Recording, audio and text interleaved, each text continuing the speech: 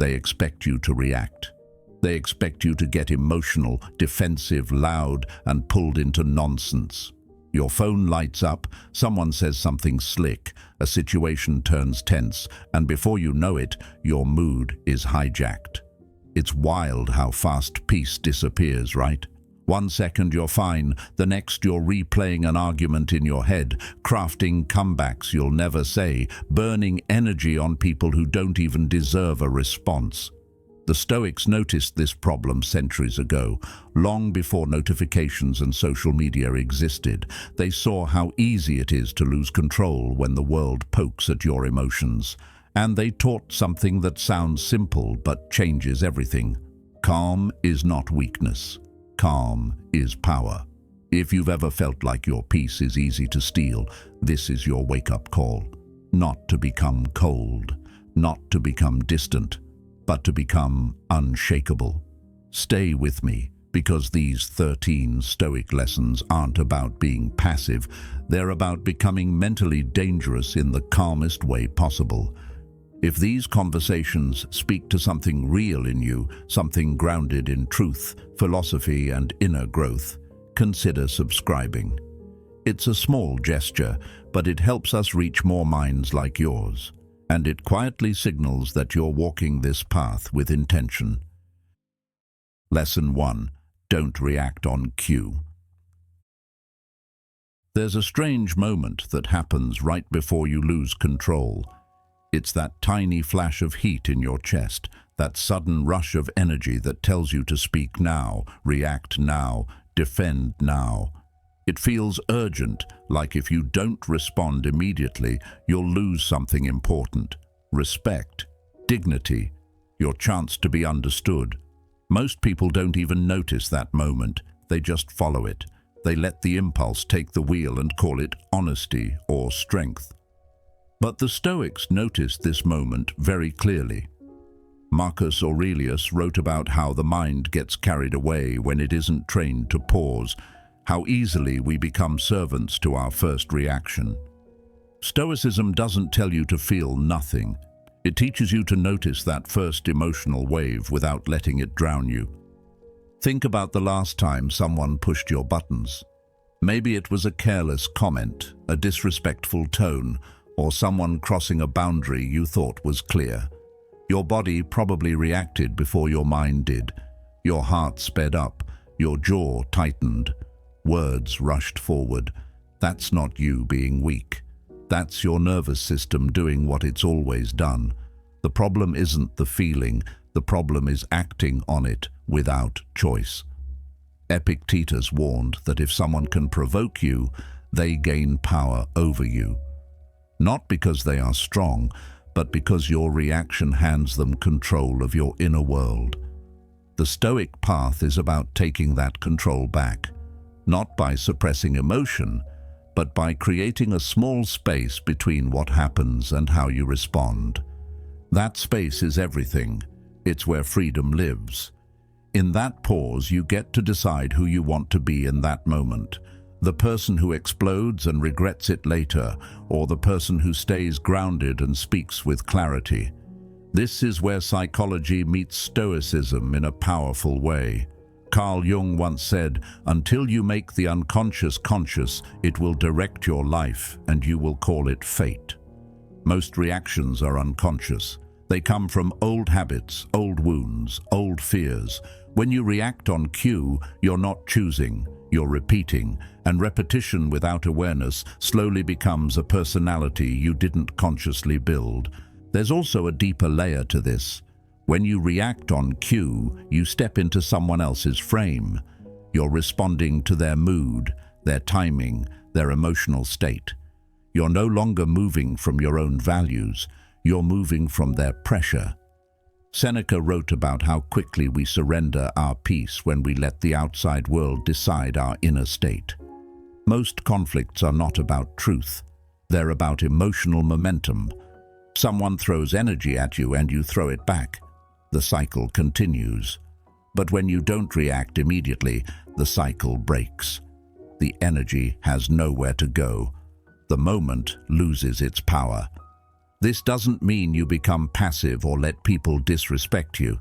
Stoicism is not about being silent forever. It's about choosing when your words are worth the cost. Not every comment deserves a response. Not every challenge deserves your emotional energy. When you speak from calm instead of impulse, your words carry weight. They land differently. People listen more closely when you don't speak from heat. And even when they don't listen, you walk away with your dignity intact. That's a quiet kind of strength most people never learn. Over time, something interesting happens when you stop reacting on cue. People notice. Some become uncomfortable. They're used to controlling the rhythm of the interaction. They expect you to rise when they poke. When you don't, it unsettles them, not because you're intimidating, but because you're no longer predictable, you're no longer easy to manipulate emotionally. Carl Jung spoke about how projection works, how people often throw their inner chaos onto others. When you refuse to carry that chaos for them, they're forced to sit with it themselves. Your calm becomes a mirror, and mirrors can be confronting. This practice also changes how you see yourself. You start to trust your own restraint. You realize you don't need to prove yourself every moment. You don't need to win every exchange. You don't need to explain yourself to people who are committed to misunderstanding you. The Stoics believed that inner freedom begins when your peace no longer depends on external approval. Each time you choose not to react on impulse, you strengthen that inner freedom. You're building a mind that responds with intention instead of habit. And you won't get this perfect. You'll still have moments where you react and wish you hadn't. That's part of the process. Stoicism isn't about perfection, it's about progress. Marcus Aurelius wrote to himself not as a flawless man, but as someone constantly practicing restraint, constantly reminding himself of the path he wanted to walk. Every time you catch yourself a little sooner, pause a little longer, and speak a little more intentionally, you're training your mind. Slowly, your reactions turn into responses. Your silence turns into a choice. And your calm stops being something you wish you had and becomes something you carry with you. Lesson 2. Let silence do the talking. Most people feel uneasy the moment a conversation goes quiet. You can sense it in your body, the urge to fill the space, to say something, anything, just so the silence doesn't stretch too long. We've been trained to believe that quiet moments are awkward, that pauses mean something is wrong, that if we don't speak up, we're losing ground. But that reflex to rush into noise is often what pulls us into arguments we never needed to have, explanations that don't change anything, and emotional back and forth that leaves us drained. Stoicism teaches something different. It reminds us that you don't have to respond to every moment of tension. You don't have to fill every gap with words. Sometimes, the strongest position you can take is to remain still inside yourself while the moment passes. Think about how often words become a trap. You start explaining yourself to someone who has already decided not to understand you. You defend your intentions to someone who is only listening for flaws. You keep talking, hoping that clarity will suddenly appear, but the more you speak, the more tangled the situation becomes. Marcus Aurelius warned about this subtle mistake when he reflected on how easily we give our energy to what doesn't deserve it. Silence in this sense is not avoidance, it is selection. You are choosing where your attention goes. You are deciding that your inner peace is not open for every debate, every opinion, every emotional demand that comes your way. A lot of people confuse silence with weakness. They think if you don't respond immediately, you're being passive, or you're afraid, or you don't have anything to say. But Stoicism never taught silence as submission. It taught silence as discipline. Epictetus spoke about the importance of governing your own responses before trying to govern anything outside of you. When you choose not to speak right away, you're practicing that control. You're showing yourself that you are not a slave to impulse. You can feel the emotion rise, acknowledge it, and still choose not to let it drive your next move. This doesn't mean you never speak up or set boundaries. Silence is not about swallowing everything and pretending it doesn't matter. It's about choosing the right moments to use your voice. There are times when words are necessary, when clarity needs to be spoken, when truth should be expressed calmly and directly. But Stoicism teaches that your words carry more weight when they are not scattered. When you don't speak out of habit or emotion, your voice becomes grounded, your words land with intention. Seneca wrote about how wisdom often shows itself in restraint, in knowing when enough has been said and when nothing more needs to be added. That kind of restraint protects your dignity. Psychology backs this up in a quiet way. When you react instantly, your nervous system is usually in charge. You're operating from tension, not clarity. Silence interrupts that pattern. It gives your body a chance to settle. Your breathing slows, your thoughts organize. The emotion that felt urgent a moment ago often softens when you don't immediately feed it with words. Carl Jung spoke about the importance of becoming conscious of our inner reactions instead of being ruled by them. Silence gives you that small window of awareness. It lets you see your own triggers before they turn into regret. There is also a deep respect you build for yourself when you learn to sit in silence without rushing to fill it. You start to realize that you don't owe everyone an explanation. You don't have to narrate your inner world to people who are not listening with care. Stoicism reminds us that our inner life is something to be guarded, not constantly displayed. When you become selective with your words, you protect your energy. You stop leaking yourself into every moment of friction. You choose where to invest your attention, your emotion, your presence. Over time, this practice changes the way you move through conversations. You listen more. You speak less, but with more clarity. You stop performing for approval and start responding from alignment. People may not always understand your quiet. Some might even feel challenged by it. But that discomfort is not yours to fix. Your responsibility from a Stoic point of view is to remain true to your own character. Marcus Aurelius wrote about the importance of acting in harmony with your nature, not with the shifting moods of others. Silence, when used wisely, helps you do exactly that. Eventually, you begin to feel the difference inside yourself. Conversations don't drain you the way they used to. Conflict doesn't hook into your emotions as quickly. You're able to pause, observe, and choose. That pause becomes a form of freedom. You're no longer rushing to prove yourself, defend yourself, or explain yourself in every moment. You're grounded. You're present. And when you do speak, your words come from a place of calm intention rather than emotional reflex. That is the quiet strength Stoicism points toward. Not silence as emptiness, but silence as presence. Lesson 3. Praise is a soft trap. It feels good to be noticed. Let's be honest about that. When someone tells you you did a great job, or that you're impressive, or that they admire your discipline, something in you relaxes for a moment. Your chest lifts. Your mood improves. It's a small rush of warmth that feels harmless, even healthy. There's nothing wrong with enjoying that feeling. The problem starts when you begin to need it, when the silence after the compliment feels heavy, when your motivation fades if no one is watching.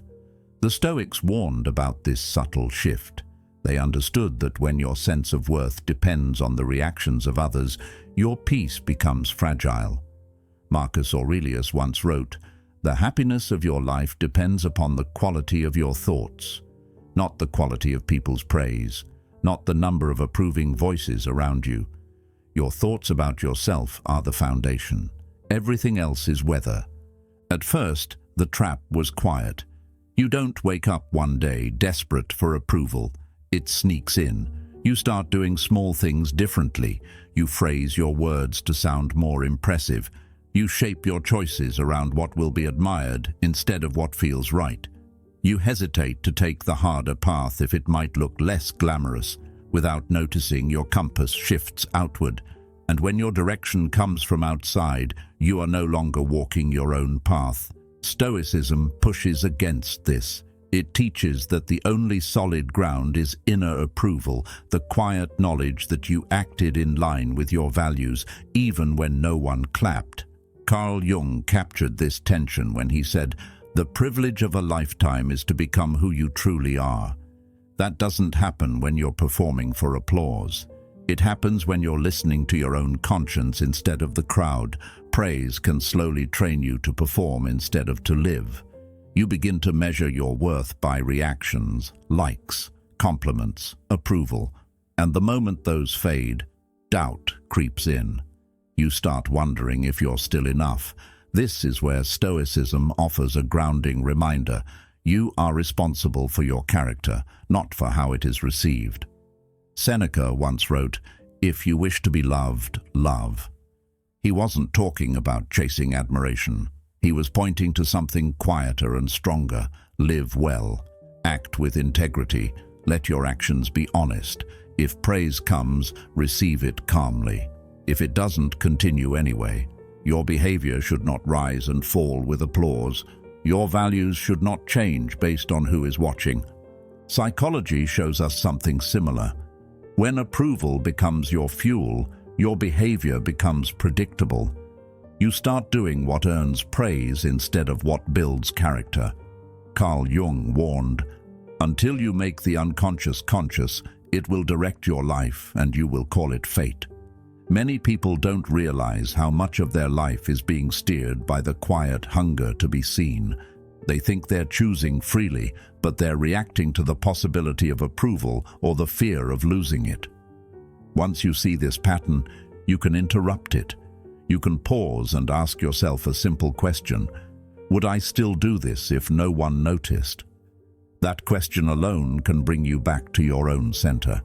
This doesn't mean you reject compliments or pretend they don't matter. That kind of false toughness is just another performance. The Stoic way is more balanced. You accept praise with gratitude, then you let it go. You don't cling to it. You don't build your identity around it. Epictetus taught that what upsets us is not what happens, but how we interpret what happens. Praise is neutral until you turn it into proof of your worth. Criticism is neutral until you turn it into a verdict on who you are. Both are opinions. Neither defines your character. Your character is defined by what you choose to do when no one is clapping. There's also a quiet freedom that comes when you stop performing for approval. You speak more honestly. You choose more boldly. You take risks that might not look impressive but feel true. Your energy shifts from being seen to becoming. And people notice that shift. Not because you're trying to impress them, but because there's a calm confidence in someone who is not negotiating with the crowd for permission to be themselves. Seneca wrote, "No man is crushed by misfortune unless he has first been deceived by prosperity." Praise can be a form of prosperity. It feels good, but if you believe it defines you, its absence will feel like loss. When you stop being deceived by praise, you become steady in both admiration and silence. In daily life, this shows up in small, ordinary moments. You finish a project and no one comments. You share an idea and it doesn't get much reaction. You help someone and they don't thank you. The old pattern says, "Why bother next time?" The Stoic response is different. You act because it's right, not because it's recognized. You keep your standards even when no one is watching. Over time, this builds something rare, self-respect, not the loud kind, the quiet kind that doesn't need witnesses. The Stoic path doesn't promise applause, it promises alignment. It promises that when your actions and your values match, you feel whole, even in silence. Praise may come and go. Sometimes people will notice you, sometimes they won't. None of that changes who you are becoming. When you release the need to be constantly validated, you gain something far more valuable. You gain the ability to move through the world without being pulled by every reaction. You stop chasing mirrors and start walking your own road. And that's where real strength quietly grows. Lesson 4. Slow down when the world rushes. When everything around you feels rushed, your body reacts before your mind has a chance to catch up. Messages come in fast. Deadlines stack up. People want answers right now. And before you even notice what's happening, your breathing gets shallow, your thoughts start racing, and your decisions become sharp and sloppy at the same time. You've probably sent a text you later wished you could unsend, or agreed to something just to escape the pressure of the moment. This isn't because you're weak, it's because speed creates noise inside the mind. The Stoics warned that a noisy mind can't see clearly. Marcus Aurelius reminded himself that the quality of your thoughts shapes the quality of your life. When everything feels urgent, your thoughts become crowded, and crowded thoughts lead to crowded choices. There's a strange lie the modern world tells us. It says that faster is better. That replying quickly means you care. That decision instantly means you're confident. That moving at full speed means you're productive. But most of that speed is not clarity, it's anxiety dressed up as importance. The Stoics believed that calm action beats rushed action every time. They trained themselves to pause before moving, to observe before acting, to create space between impulse and response. That space is where wisdom lives. When you slow down, even for a few seconds, you start to hear your own mind again instead of the noise of the world telling you who to be and how fast to become it. Think about how many mistakes happen because things feel urgent. You jump into a conversation without understanding the full picture. You agree to a commitment you don't actually have the energy for. You react emotionally because you felt cornered. Then later, when the pressure fades, you see clearly. You think, I didn't need to rush that. The Stoics practiced something simple but powerful. They refused to let urgency steal their judgment. Epictetus taught that it's not events themselves that disturb us, but our judgments about them. When something feels urgent, your judgment often says, this must be handled now. Slowing down lets you question that story. It gives you back the power to decide whether something truly needs your immediate energy or just your emotional reaction. You can practice this in small, everyday moments. When someone sends you a message that feels demanding, don't reply instantly. Take one breath, then another.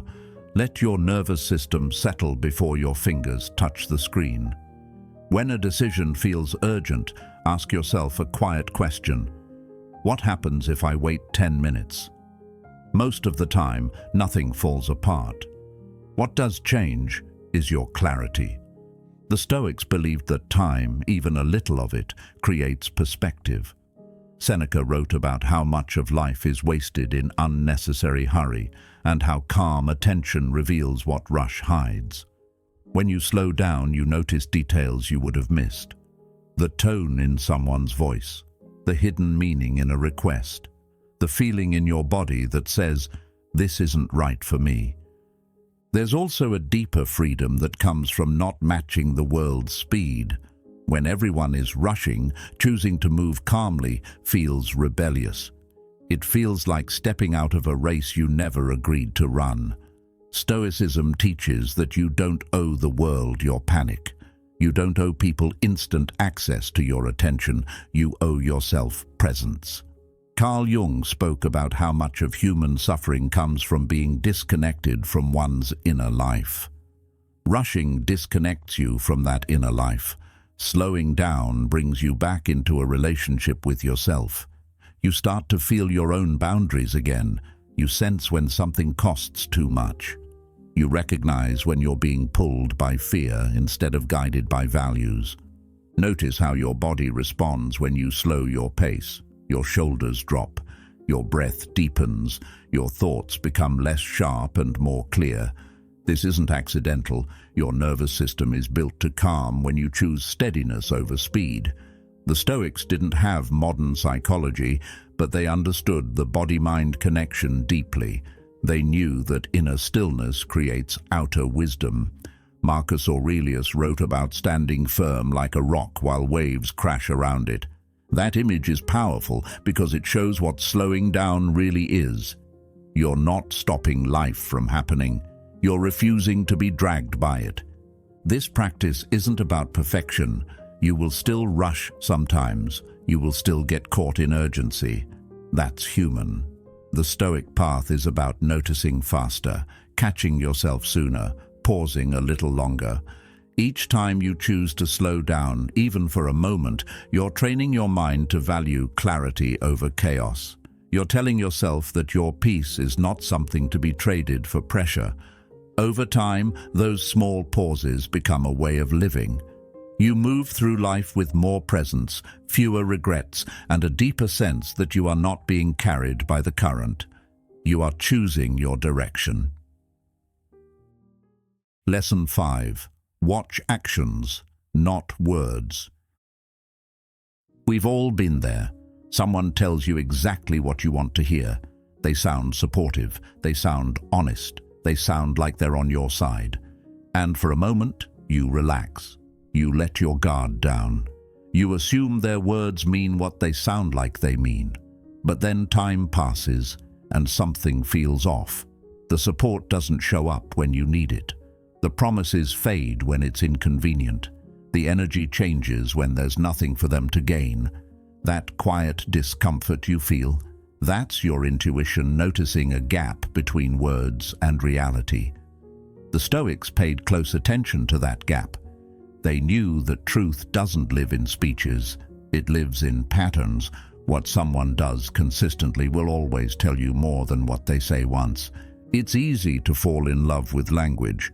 People are good with words. They can sound sincere, thoughtful, even wise. But words are light. They move easily. Actions are heavy. They require effort. They cost something. That's why Stoicism teaches you to observe behavior calmly instead of reacting emotionally to what people promise.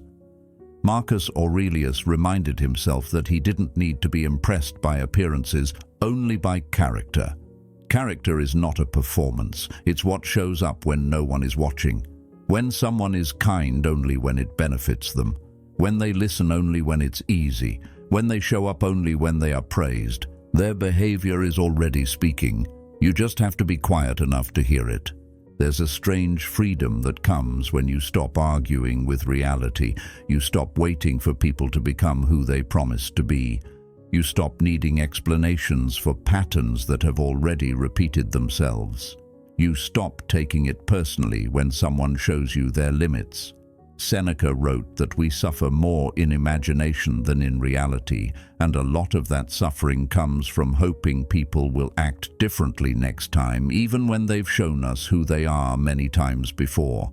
Hope feels noble, but hope without evidence becomes self-betrayal. Stoicism doesn't kill hope, it grounds it. It teaches you to let hope be shaped by truth, not fantasy. This lesson also changes how you see yourself. When you stop being impressed by words, you start paying attention to your own habits. You notice the gap between what you say you want and what you actually do every day. You might say you want peace, but you keep walking into drama. You might say you want growth, but you avoid the work that makes you uncomfortable. Watching actions instead of words becomes a mirror. It's not meant to shame you. It's meant to wake you up. Real change doesn't begin with motivation. It begins with honest observation. When you see your own patterns clearly, you finally have something real to work with. Carl Jung spoke about the importance of making the unconscious conscious, because what we don't see in ourselves quietly runs our lives. The same is true with others. When you don't observe behavior, you let surface words control your expectations. You end up surprised by outcomes that were actually predictable. But when you start noticing patterns, you move differently. You trust more wisely. You give your energy more selectively. You stop over-investing in people who have already shown you how much they're willing to give. This isn't coldness. This is emotional maturity. There's also peace in this approach. When you accept that behavior is the clearest language people speak, you stop needing constant reassurance. You stop chasing clarity through conversations that go in circles. You don't need to decode every text message or analyze every tone. You watch what happens over time. Patterns reveal intentions. Actions reveal priorities. And when someone's behavior doesn't align with your values, you don't have to attack them for it. You simply decide how close they get to your inner world. Epictetus taught that you are responsible for what is in your control, and what's in your control is how much access you give people to your time, your trust, and your emotional space. This lesson protects you from manipulation. Smooth talkers lose power over you. Big promises stop impressing you. Dramatic apologies stop resetting your expectations when nothing changes afterward. You become harder to confuse. Not because you're suspicious, but because you're grounded. You no longer build your understanding of people on what they say in emotional moments. You build it on what they do when the moment has passed and no one is clapping. That's where truth lives. And here's the quiet strength in all of this. When you stop being moved by words alone, you stop being easily hurt by them too. Insults lose weight when you measure people by behavior. Flattery loses power when you care more about consistency than compliments. You don't rise or fall with every sentence someone throws at you. You stand on something steadier. Stoicism teaches that stability comes from aligning your judgment with reality, not with stories, not with hopes, with what actually is. When you see people clearly, you suffer less. When you see yourself clearly, you grow more. And when you learn to trust actions over words, your relationships become calmer, your boundaries become cleaner, and your peace becomes harder to shake. Lesson 6. Accept what could go wrong. Most people don't realize how much energy they waste trying to keep life perfectly smooth. We wake up hoping nothing goes wrong, no bad news, no awkward conversations, no sudden problems. And when something does go wrong, it feels personal, like the universe singled us out. That's usually when panic kicks in, the heart speeds up, the mind starts racing through worst-case scenarios. We tell ourselves, this shouldn't be happening, as if life ever promised us comfort on demand. The Stoics saw this pattern clearly. They understood that suffering isn't just about what happens to us, but about how unprepared we are when things don't go our way. Marcus Aurelius wrote, "The happiness of your life depends upon the quality of your thoughts." In other words, the storm itself doesn't decide your peace. The way you meet the storm does. Here's the uncomfortable truth. Most of the stress we feel isn't caused by the event itself. It's caused by the shock of not expecting the event. We walk through life assuming things will work out smoothly, and when they don't, it feels like the ground drops out from under us. But the Stoic mindset flips this around. Instead of pretending life will always be kind, you quietly prepare your mind for difficulty. Not in a dark, pessimistic way, in a grounded, realistic way. You remind yourself that plans fail sometimes, people disappoint sometimes, bodies get tired, systems break. And when these things happen, you don't fall apart because you already accepted that they could. Seneca captured this perfectly when he said, "We suffer more often in imagination than in reality." So much of our pain comes from the stories we tell ourselves about how bad things will be, long before we even face them. Psychology backs this up in a powerful way. Carl Jung once said, "One does not become enlightened by imagining figures of light, but by making the darkness conscious."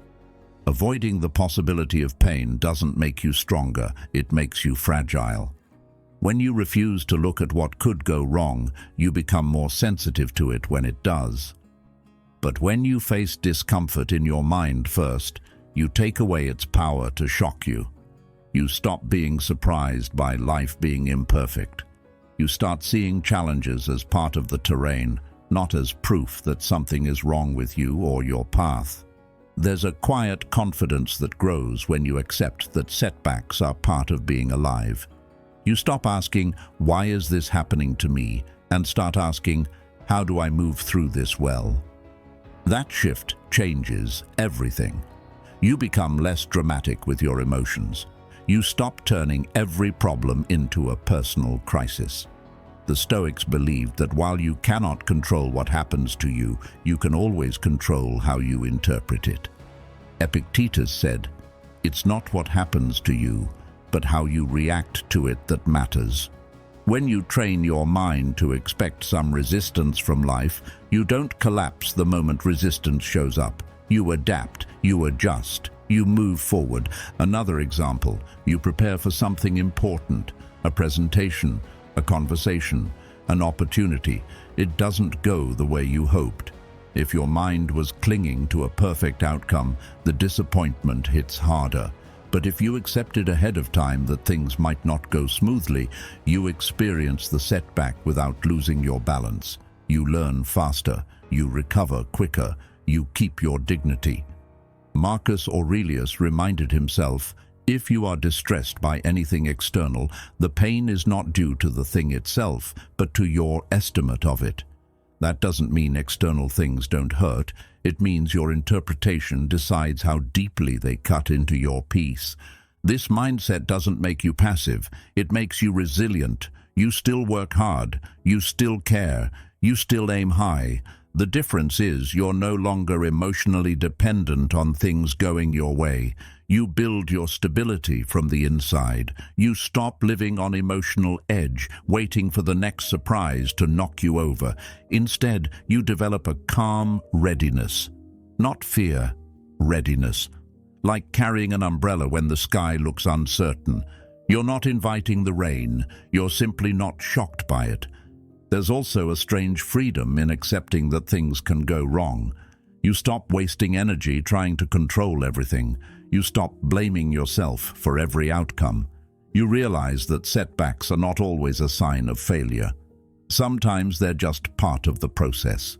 Carl Jung spoke about this idea when he said, "I am not what happened to me, I am what I choose to become." What happens to you is often outside your control. Who you become in response is entirely in your hands. That's where real power lives. Over time, this practice changes how you experience life. You become less reactive, less fragile, less shaken by small disruptions. You don't spiral as easily. You don't catastrophize every problem. You start to see challenges as training, not as threats. The Stoics believed that difficulty is not an interruption of life, but a feature of it. Seneca once wrote, "A gem cannot be polished without friction, nor a man perfected without trials." Friction isn't the enemy. It's the tool that shapes you if you let it. The goal isn't to walk around expecting disaster. The goal is to walk around knowing you can handle discomfort when it shows up. That knowledge alone changes your posture in the world. You stand differently. You speak differently. You take risks with less fear because you're no longer terrified of failure. You trust your ability to adapt, and that trust becomes your quiet armor. Life will still surprise you. People will still disappoint you. Plans will still change, but you won't be undone by it. You'll meet it with a steadier mind, a calmer heart, and the grounded confidence of someone who knows that even when things go wrong, they are still standing. Lesson 7. Hide your hunger. Most people don't realize how much energy they lose by talking about what they plan to do instead of quietly doing it. It starts small. You share an idea with a friend. You mention a goal at work. You post a plan online, and for a moment it feels good. You feel seen, you feel supported, you feel like you've already moved forward. But that feeling can be misleading. The Stoics warned about confusing intention with action. Marcus Aurelius reminded himself that it's better to live your principles than to speak about them.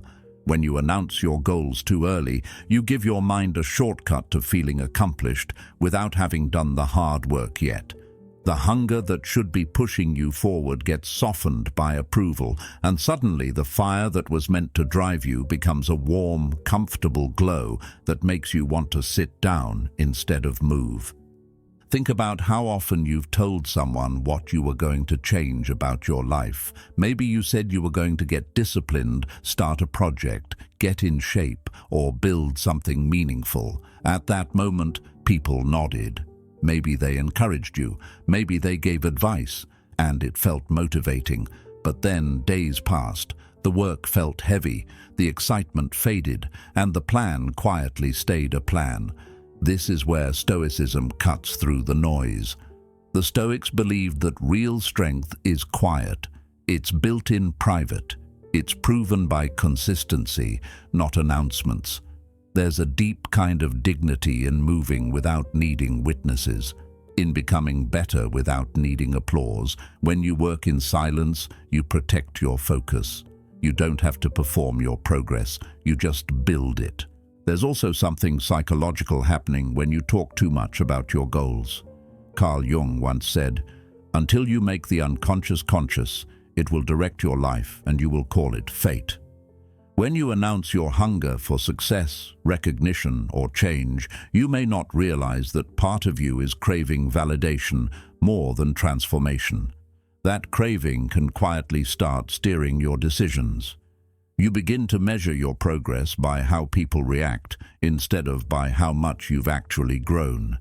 Your actions become shaped by expectations. You start moving in ways that look impressive rather than in ways that are true. And over time, you can lose touch with why you wanted to change in the first place. The Stoic path is different. It teaches you to anchor your motivation inside yourself, to do the work because it aligns with your values, not because it earns praise. Seneca wrote that we suffer more often in imagination than in reality, and that applies here too.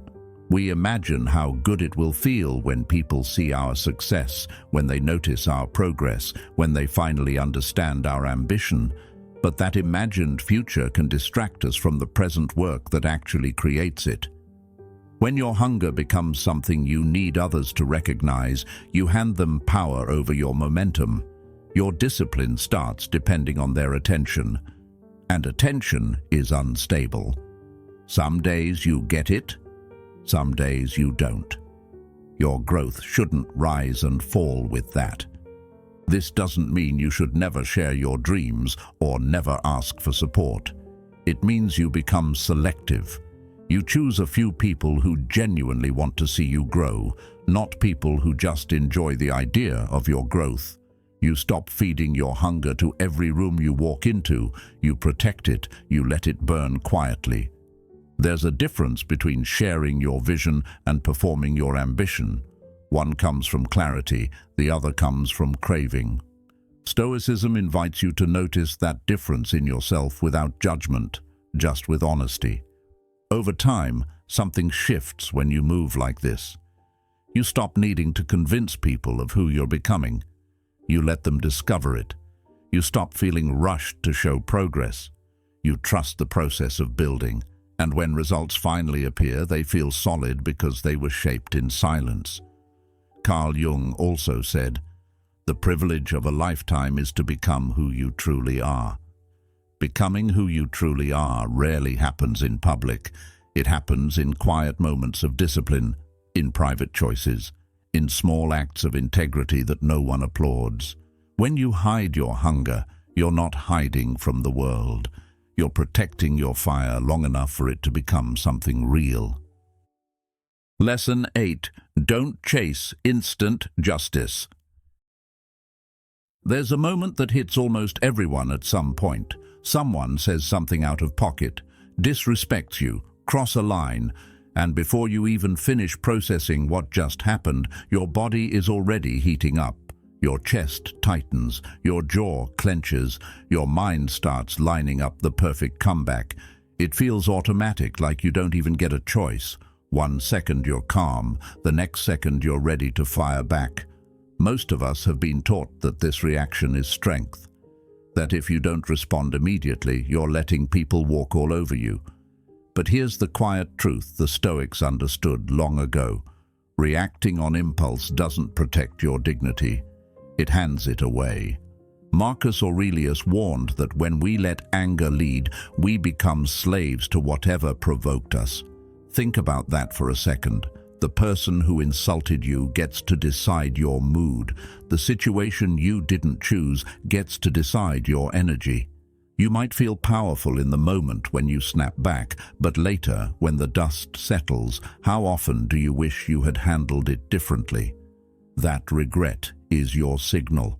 It's showing you that instant reactions don't bring peace. They bring a short burst of satisfaction, followed by a long tail of frustration. Stoicism isn't telling you to swallow everything or to become passive. It's teaching you that true strength is the ability to pause before you act. That pause is where your freedom lives. Picture this. Someone throws a verbal jab at you in a meeting, a group chat, or a family gathering.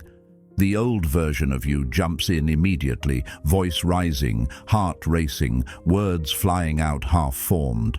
The newer version of you feels the same heat, but does something different. You breathe, you let the moment pass. You don't surrender your ground, you simply refuse to rush. This isn't a weakness, this is discipline.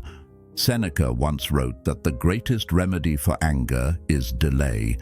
Delay gives you distance, distance gives you clarity, and clarity gives you control over how you show up. The argument doesn't disappear, but your power in the situation grows.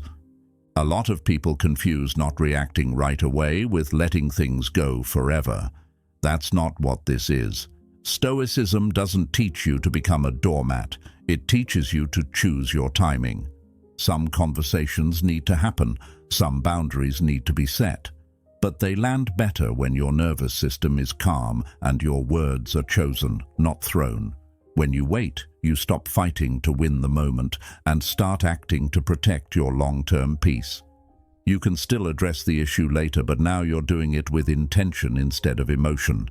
The difference is massive. One builds respect, the other builds regret. This practice also rewires how you experience conflict internally. When you chase instant justice, your mind stays stuck in the moment. You replay the words, you imagine better comebacks, you carry the tension with you into the next hour of your day. When you delay, you give your nervous system time to settle, you stop feeding the loop. Over time, this trains your mind to stay steadier under pressure. Carl Jung spoke about the importance of becoming conscious of our reactions instead of being driven by them unconsciously. When you pause before responding, you're practicing that awareness in real time. You're turning a reflex into a choice. There's also a deeper layer here that the Stoics cared about: dignity. When you react in anger, you often say things you don't fully mean. You lower your standards just to win the moment. And even if you win the exchange, something inside you knows you lost a bit of your composure. That inner discomfort isn't weakness. It's your values reminding you who you want to be. Stoicism is about aligning your actions with your principles, even when you're provoked. Especially when you're provoked. Because it's easy to be calm when nothing is happening. The real test of character is how you behave when something hits a nerve. The goal here isn't to suppress what you feel. Suppression builds pressure. The goal is to feel fully and act wisely. Let the anger pass through you without letting it take the wheel. Notice it, name it, then decide what, if anything, needs to be done. Marcus Aurelius wrote that the best revenge is not to be like your enemy. That doesn't mean you ignore harm. It means you don't become the thing you're reacting against. You don't let someone else's lack of control become your own.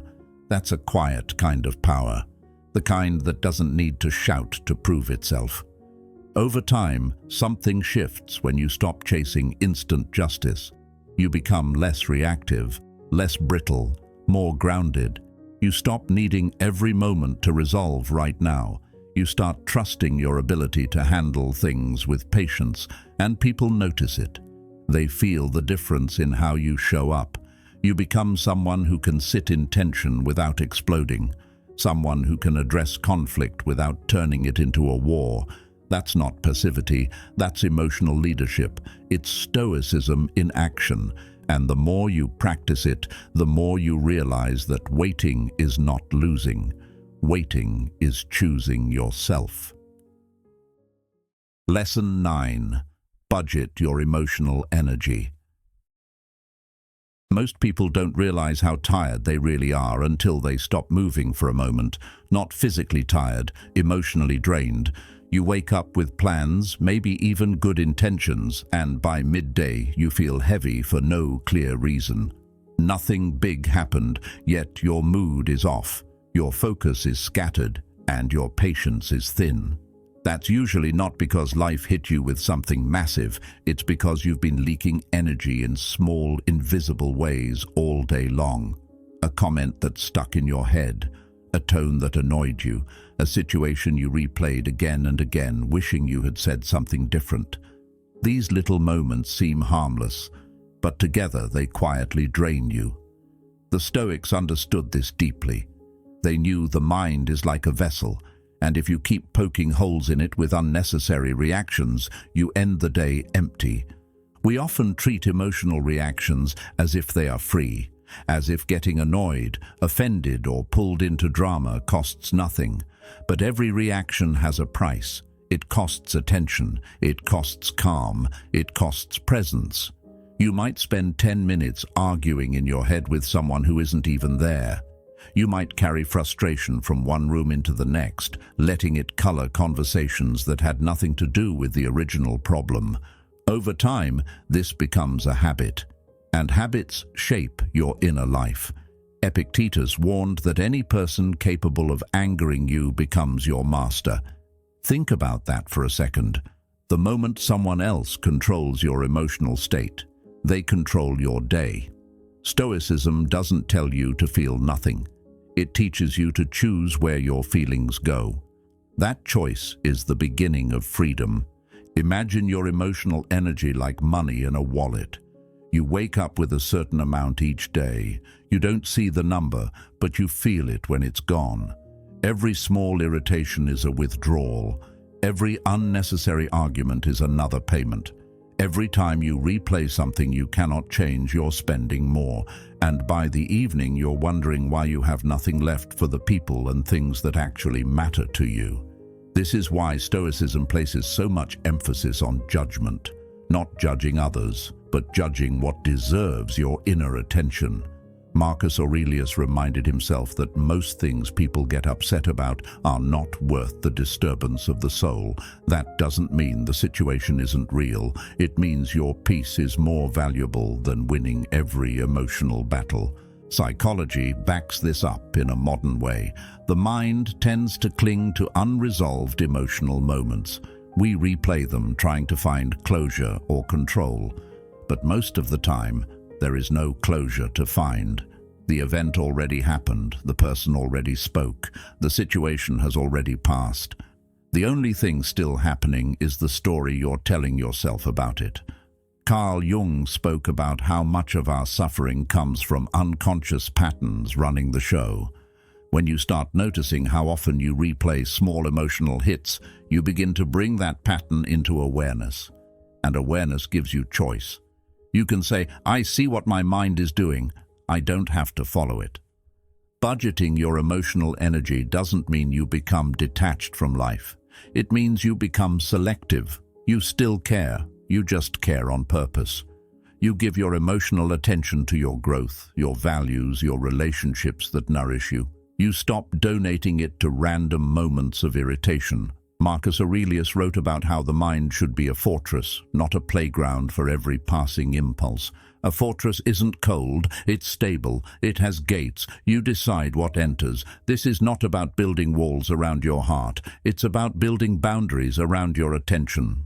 There will be moments when you catch yourself reacting anyway. You'll get pulled into a mood, you'll spend energy where you didn't mean to. That's part of practice. Stoicism is not perfection. It's training. Each time you notice the drain, you get a little better at catching it earlier next time. You pause sooner, you breathe sooner, you let go sooner. Over time, those small pauses become space.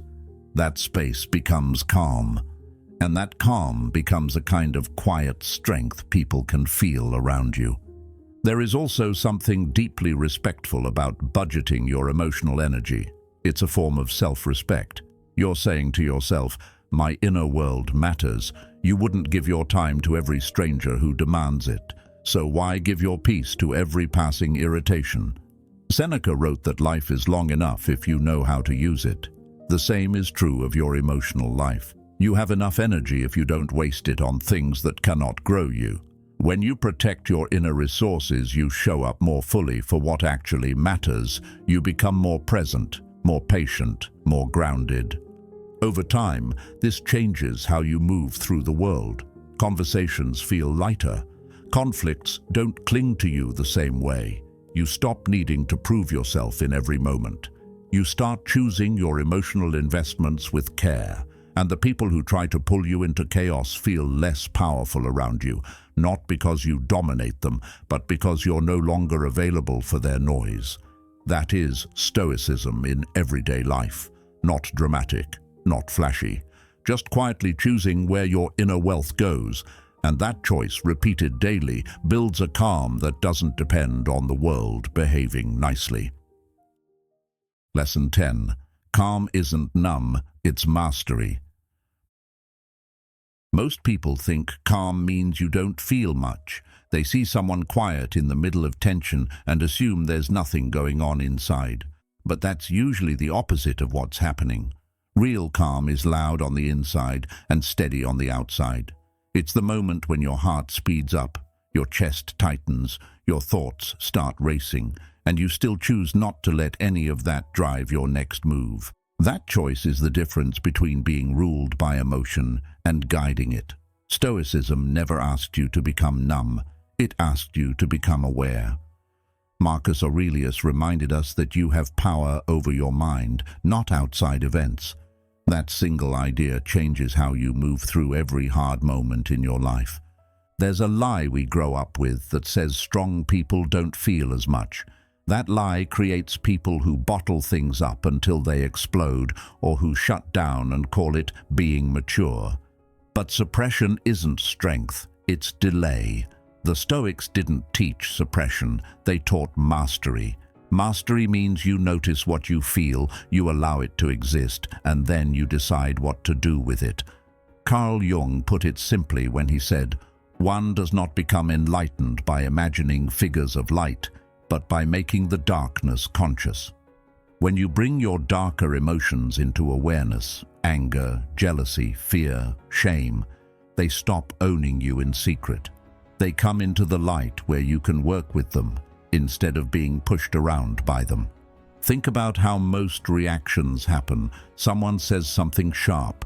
Your body reacts before your mind does. Your tone changes. Your jaw tightens. You feel the urge to defend yourself or fire back. That reaction feels automatic, but it's not uncontrollable. There's a tiny space between what happens to you and how you respond. That space is where Stoicism lives. Epictetus taught that it's not things themselves that disturb us, but our judgments about them. In that small pause, you get to question your first story. Is this actually an attack? Is this worth my energy? Do I want to be proud of how I respond to this later tonight when I'm alone with my thoughts? That pause is short, but it's powerful. Real calm doesn't mean you never get angry or hurt. It means you don't let those feelings choose your behavior. You can feel disappointed and still speak with respect. You can feel frustrated and still choose patience. You can feel afraid and still take the next right step. Stoicism is practical like that. It meets you in traffic jams, in tense conversations, in moments when your plans fall apart. Marcus Aurelius wrote about reminding himself again and again that he would meet difficult people and difficult moments each day. Not to complain about them, but to prepare his mind for how he wanted to show up. Calm isn't a personality trait, it's a practice. And like any practice, you get better at it by doing it badly at first and then learning from it. This kind of calm also changes your relationship with pain. pain still shows up, loss still hurts, disappointment still stings. Stoicism doesn't pretend otherwise. What changes is how long you let pain dictate your behavior. Seneca wrote that we often suffer more in imagination than in reality. When you sit with pain instead of panicking about it, you realize it's uncomfortable, but it's survivable. You can carry it without letting it spill onto everyone around you. You can hold grief without turning it into bitterness. You can feel anger without turning it into cruelty. That's not numbness. That's emotional strength with a spine. There's a daily, almost boring side to this kind of mastery that no one talks about. It's built in small moments, choosing not to send the message you'll regret, taking a breath before you speak, letting someone else have the last word because your peace matters more than winning the moment. Marcus Aurelius wrote that the best revenge is not to be like your enemy. That line isn't about moral superiority, it's about freedom. When you stop letting other people's behavior shape your character, you take your life back into your own hands. The deepest form of calm isn't silence on the outside, it's stable on the inside. It's knowing who you are, even when emotions try to pull you away from yourself. Carl Jung believed that the privilege of a lifetime is becoming who you truly are. That doesn't happen through loud reactions or emotional shutdown. It happens through learning how to sit with what you feel without becoming it. Stoicism gives you a map for that work. Not a perfect map, not an easy one, but a practical one. You learn to notice, you learn to pause, you learn to choose. Over time, those small choices stack up into a different way of living. If you take one thing with you today, let it be this. You don't have to win every moment to win your life. Every time you choose calm over chaos, clarity over impulse, and discipline over drama, you're shaping the person you're becoming. That quiet choice, made again and again, builds a mind the world can't easily shake. If this spoke to something real in you, don't let the momentum fade here. Watch one of the videos on your screen next and keep strengthening your mind, one insight at a time. Thank you for being part of Psychresto Mind.